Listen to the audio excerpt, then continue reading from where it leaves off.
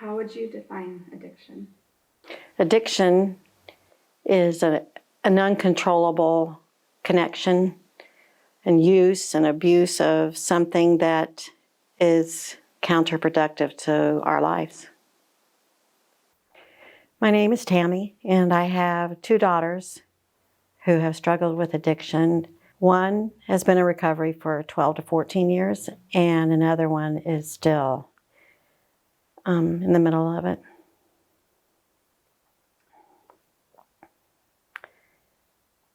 After having enjoyed the joys and experienced the joys of them being babies and children growing up, and then to see the destruction that happens and wonder, how did that happen? And the coulda, shoulda, wouldas of my mothering to them. I just assumed that all of my boys were perfect, and Casey too. And with Casey, I trusted him. My name is Mae Benson. My son is Casey Telford. I never really understood that he was using all the time. I thought it was just occasionally he'd go on a binge. And he came down to my house in southern Utah when he was addicted to Suboxone. And I had to learn about Suboxone. I learned about OxyContin. I had no idea what the drugs were, so I was really quite naive in his addiction.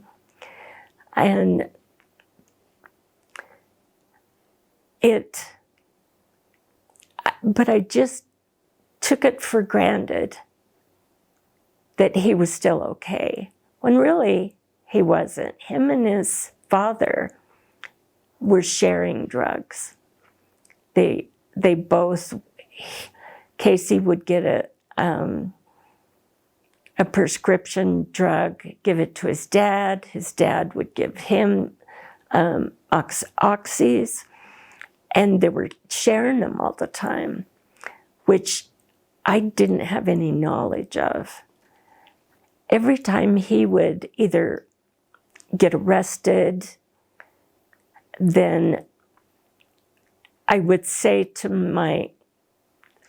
the rest of my family, no, he's not addicted to drugs. He's addicted to gambling. He goes to this one service station to gamble. And I really talked myself into believing what I wanted to believe. And then I had control over my belief. I had control over what I gave to him and what I apologized to the rest of the family for. And when he went to jail for 3 months in Boise, I learned that you could email back and forth. And so I would spend in the evening a long email to him. And my one son asked me, what do you talk to Casey about? And I said, just everyday stuff, encouraging songs. And he said, you never wrote to me when I was on a mission for the LDS Church. And that really kind of hurt me that I was giving attention to an addict when I didn't to a child that was very loving and was very into his religion. And so I gradually started waking up. So when he was due to be coming home, I talked to the rest of my boys. Said, I'm thinking that Casey will need a car when he comes home. And in unison, they all said, no, Mom, don't do it. So I came up to Salt Lake. I had talked my husband into allowing me to assist Casey with getting a car. And even after my boys said no. And when I picked Casey up, and I says, Casey, are you using? And he says, yes.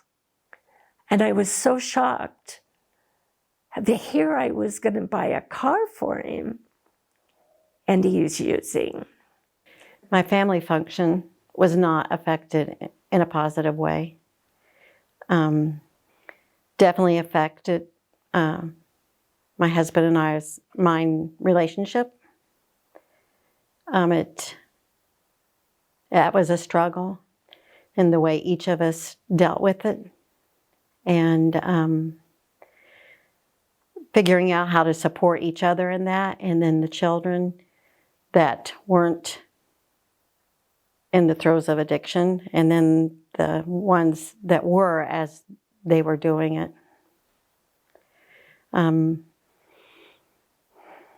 The definitions that we each carried of what enabling would be or not be, or the weight of carrying the wonders of how this happened and what to do about it, and to make sure it didn't negatively affect the other kids, which were younger than those two girls. Do you feel like your attention was taken away from the other kids? Yeah, especially as I look back, I feel that the attention from the younger kids was less, because the negative activities that were going on with the other kids, and then having to find a balance with them of not having this be their problem, of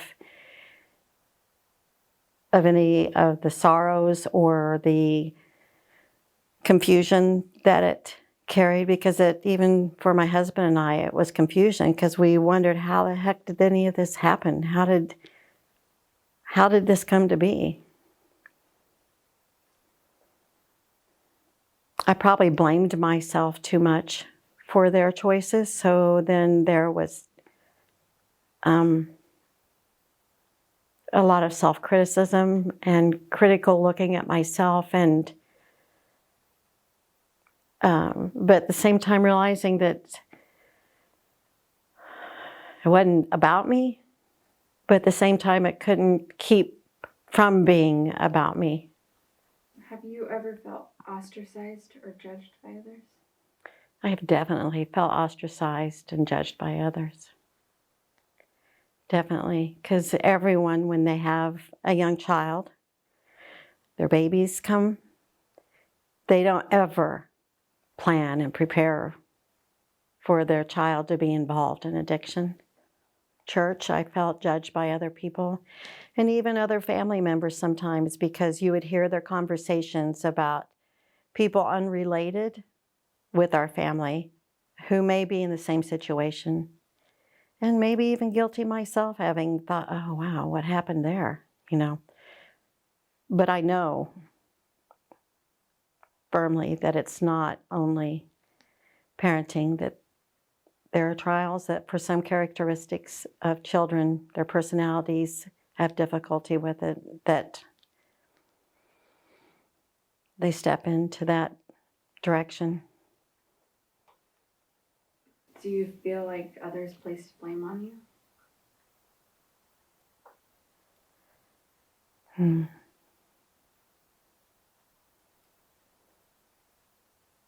I probably felt at times that other people placed blame on me. Whether or not they literally did, I'm not sure. Or literally do, I'm not sure. Or even in the future, what will come out as it affects some of my grandchildren. And that brings a different layer of heartache into it all also. I felt ostracized occasionally, especially to his brothers and to his stepbrothers. I would always get lectures from him, especially as my husband's oldest son. And it was very demeaning, when they would kind of say, "Mom, what are you doing?" So, Do you feel like you were stigmatized by people outside of your family? I didn't feel stigmatized by any outside of my family. Now, with Casey's father, yes, I was and was almost blamed for getting him into alcoholism, which wasn't true. My mother-in-law they didn't believe that he had problems. And even though he went to rehab 3 different times, it was still that, I can see that he's going to really improve on his life and he's going to speak in church about it. And I thought, no way, are you kidding? That's not what this addiction is all about. So I felt more ostracized from his family than I did from my old. How did that make you feel? Well, I got a divorce, so I didn't have to cope with my ex-husband's family. But I can't divorce my son, so.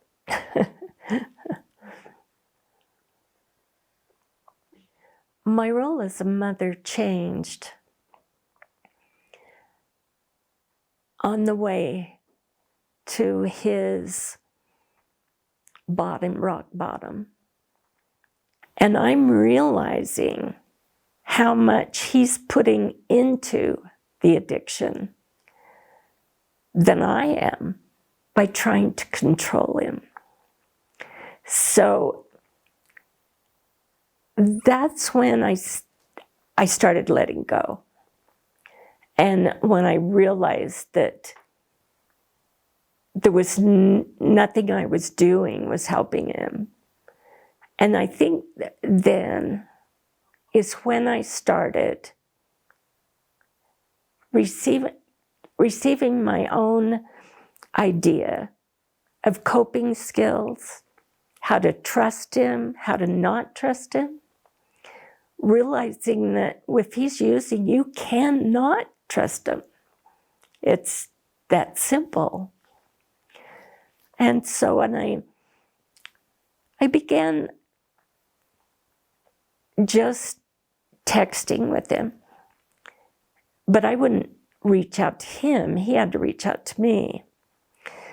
And I told the rest of his brothers a year later when he was still out on the streets, I'm the only one that shows him love. And I'm his mother. I can't walk away from that.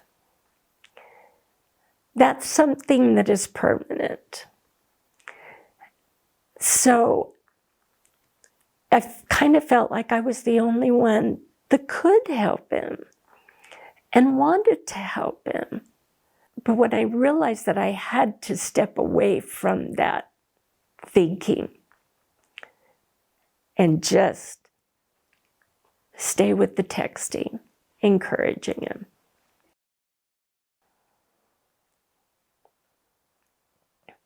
And for other family members of their child, they really do have to let go. It's the only way that they can get through it. And to for the addict, it's, oh, I have to stand on my own 2 feet? How am I going to do that? And they search out how they're going to do it, which sometimes they relapse, sometimes they go for life without.